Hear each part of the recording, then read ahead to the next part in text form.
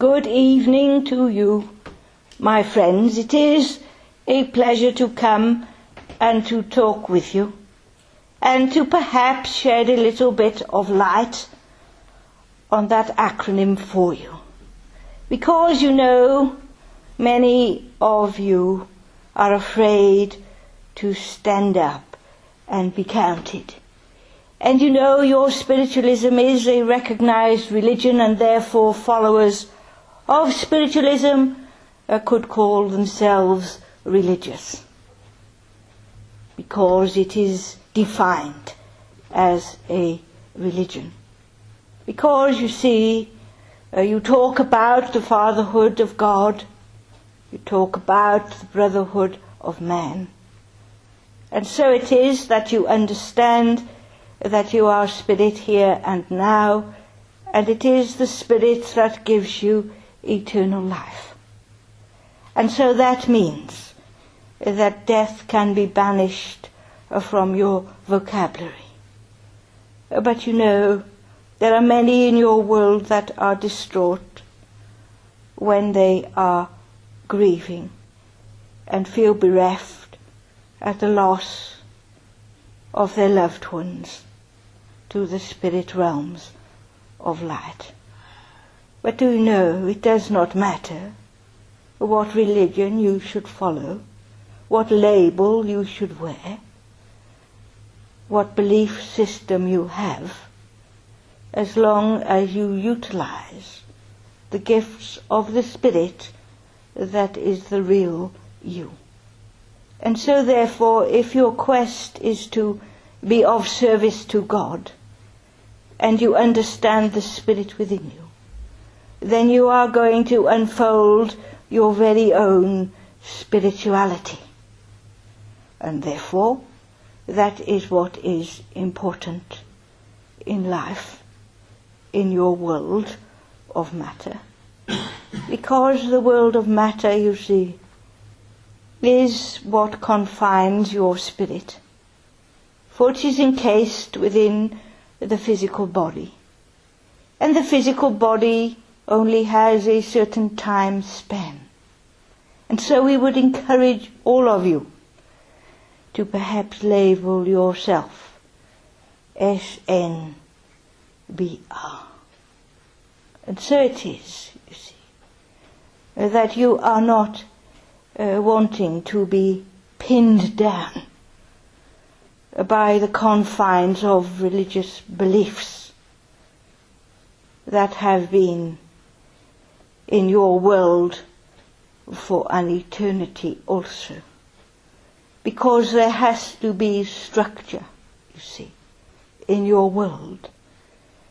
And eons of time ago, structure was maintained by bringing fear to the people, to the masses. For fear meant that they would conform, and yet their spirituality managed to shine through. Even the great person that you call Jesus, a medium in his day, his spirituality shone through the adversity and the pressures of the world in which he lived, with the Roman Empire wanting control, wanting to control the masses. And so he turned within himself into the spirit world to bring forth all the spirituality that was his, and to encourage it within his friends and his associates. And that has borne forth through time the religion of Christianity. But you know, when things are written and things are told by word of mouth, that some of the authenticity of it all seems to dissipate and disappear. And that is why we want to encourage you to work on yourselves, to find peace within yourselves, and peace will then come within your world through your endeavours in your own day-to-day living. And so then you can tell that you are indeed spiritual, without the confines of dogma or creed, as long as you are doing what you are doing for the right reasons and with the right motives, and that you think the best of yourself and others, and you want to help those that you think are less fortunate than yourself, then you are truly on the road of expanding your own mind, your own understanding. You are asking questions of the spirit world, of God the Father. You understand that you are indeed all spirit, whatever religious belief you may have. It does not hinder you in giving of yourself and being spiritual in your understanding and in your thinking. And so therefore it is acceptable for you to be spiritual and not religious. And so it is that you can link with many in your world of varying religious beliefs and stand your ground and still use your own spirituality to aid you and to aid others. And so it is simple, you see, that we ask of you to be spiritual rather than religious, so that you can break the confines of all the rules and regulations bestowed upon you by the varying religious beliefs. You can see in your world how some are compromised and become fanatics, as you might say, and are waving their way through the world, trying to be martyrs to extreme religious fanaticism, and causing trouble and strife and anything but acting in a spiritual manner. And so we have to tell to you that the spirit within will conquer all, for the spirit world guides you day to day. For each one of you has guides and helpers that draw close to you. And it is your conscience that you should be taking notice of. For when you feel uncomfortable within yourself, then you are doing the wrong thing. When you feel that you are doing right and being fair, then you are doing the right thing. And so you are very much guided by your own mind, by your own spirit, by the soul that you are. For it is the soul that will transcend what you call death, that situation when you have to make a journey from one state of existence to another. And so indeed, it is good that we have you here, because you are spiritual, but not religious. Then you have an open mind, you have an open heart, and when you give of yourself, then that is when you feel that you are doing God's work, that you are indeed mounting the obstacles of life.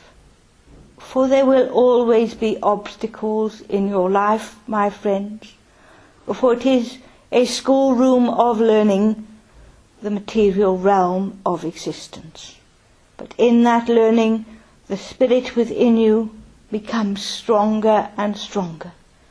And when that work and that learning is done, that is when the spirit will transcend from the physical body back into the realms of the spirit world.